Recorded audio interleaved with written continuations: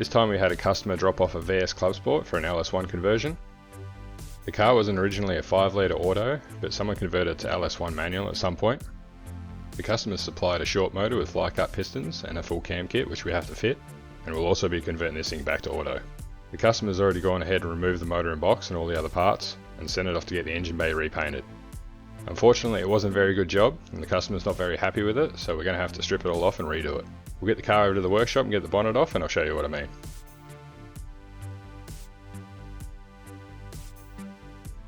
So the first thing you'll notice is they didn't do a very good job masking it up, and there's overspray all over this thing. I mean, it's not the end of the world, it will come off, but it's still not ideal.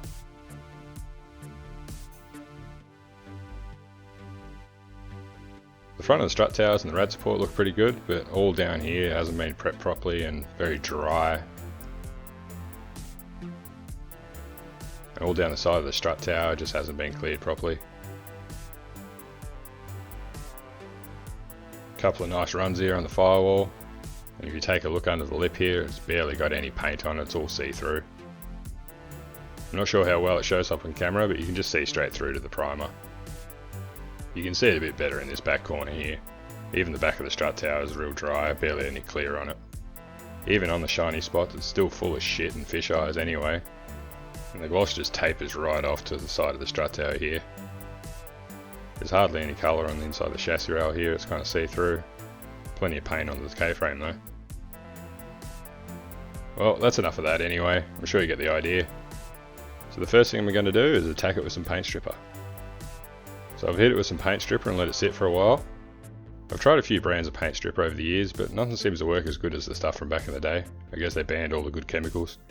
If you do know of a good brand that sells here in Australia, comment down below. But anyway, I'll scrape the rest of this off and hit it with another coat and leave it for a little bit longer and see what happens. And as expected, bugger all. I've been here for about 3 or 4 hours now and I'm over it, so I'm just going to get David to sand the last of it off. So Davo to the rescue, he's gone and sanded the majority of the paint off and we've smoothed out all the lumps and bumps in the front of the strut towers. I'll just get him to sand the last of this paint off and we'll get it masked up and get some primer on it. So he's finished sanding up the rest of the bay. We've also welded up a few other holes and bumps and lumps that we found. There was a little bit of rust in the bottom of the battery tray which we took care of for him.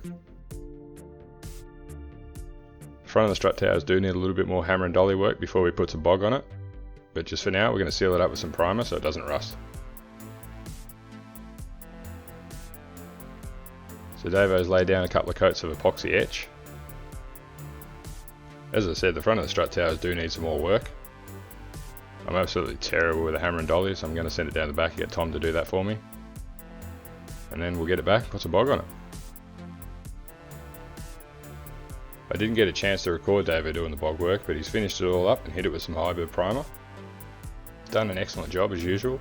I'm really happy with how the smooth strut towers come out. Unfortunately he's not done yet, he has to rub all of this back so it's nice and smooth, and then he can lay down the paint.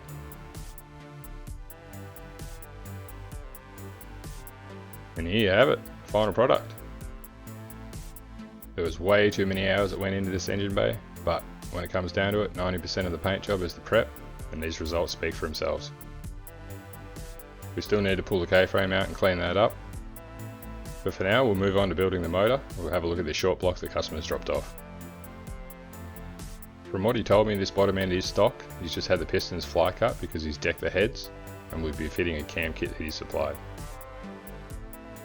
He's given me a Camtech cam, new Melling high pressure oil pump, cam bolts, LS7 lifters, and some new head studs. So that means it's time for the build montage.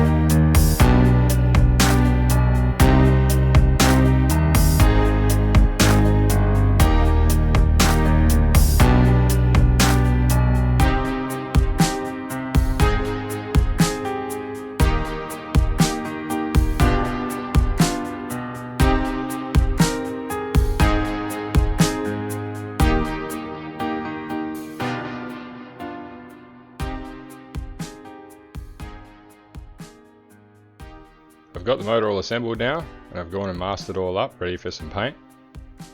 First thing I'll need to do is etch prime it, and then we'll paint it black so it looks decent in the engine bay. And while I'm at it, I'm going to paint the high-rise manifold that he's also dropped off.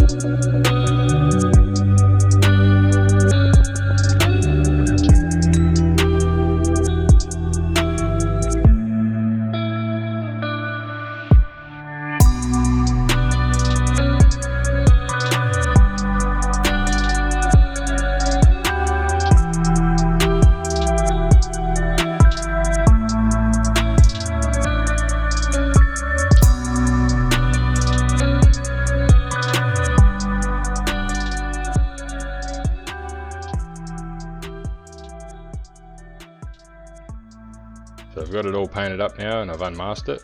I've also sat the manifold and throttle body on there just for now. I used a VHT satin black. But I'm only halfway there, I still have to clean and paint all of the engine accessories. I'll also be using a new set of Power Pro mounts from ZFAWA. So I've cleaned up the K-frame and column and painted them black, and also refitted the brake lines. It's been a few weeks since we painted it, so it's nice and hard now, but we're still going to have to take care not to scratch it as we fit the motor.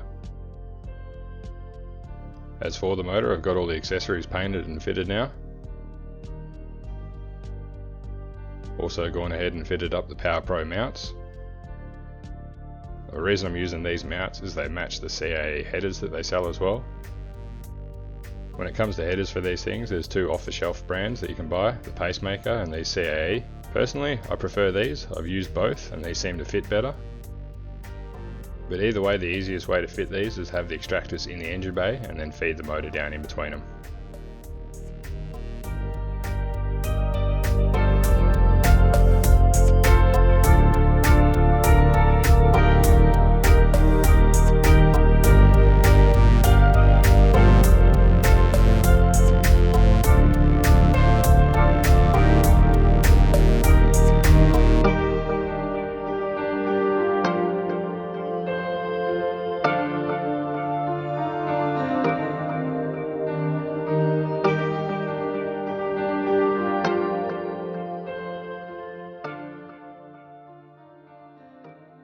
Now we have the motor in, the extractors are just on there loosely with a couple of bolts.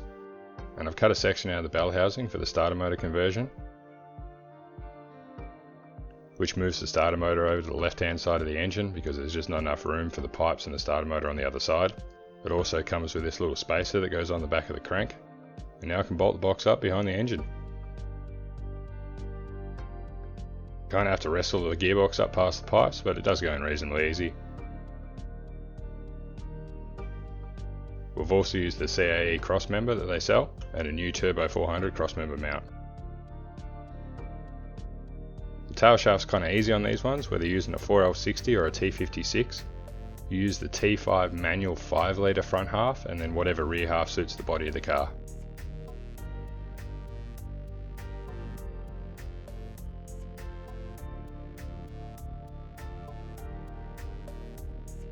Now the gearbox and crossmember are in position, I could finish bolting up the extractors. I've also hooked up the power steering using a standard VXSS high pressure line and run the return with transcooler hose. I'm really happy with how the engine bay turned out, and I'm sure the customer will be too. But I'm going to leave the video here for today, and we'll go over the rest of it in the next one. And as always, thanks for watching.